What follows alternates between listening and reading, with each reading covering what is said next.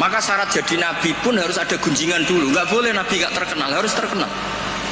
Sebelum dia lahir jadi gunjingan di Bukhairah, di Nasturo. Jadi komunitas di Syam semuanya gunjingan nabi akhir zaman dengan definisi yang dimiliki masing-masing. Sehingga semua orang tuh ingin itu dari mana, orang mana, terus kriterianya kayak apa. Sampai Khadijah karena beliau punya paman yang ahli Injil namanya Warokoh, tanya nabi akhir zaman tuh begini-begini, definisinya begini-begini. Kalau nggak terkenal tahu-tahu muncul nerangno definisi nabi wes kangelan sampai.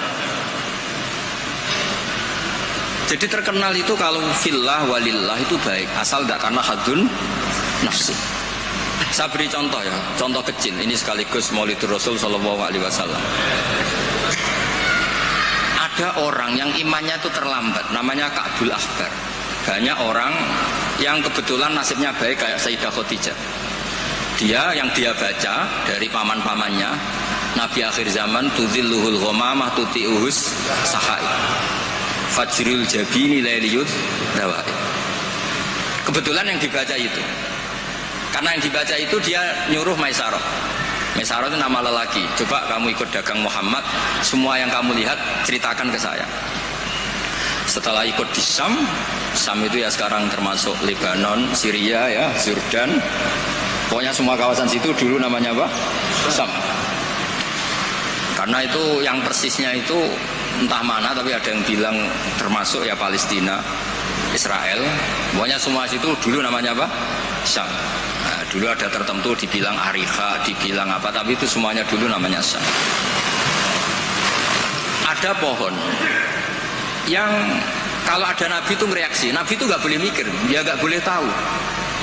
Jadi nabi itu misalnya matahari dari barat, beliau ya tetap saja duduk di arah barat, nggak mikir kalau ke arah barat itu ketemper matahari itu udah mikir. Memang syaratnya nabi itu nggak boleh mikir. Memang dekat Allah sehingga semuanya ya memang begitu. Ma kunta tadri mal kitab walal iman. Kalau nabi mikir kok tak adik jumpafanku kapan ya? Supaya diarani nabi carane piye? Makanya nabi itu harus ummi itu tidak tahu apa-apa.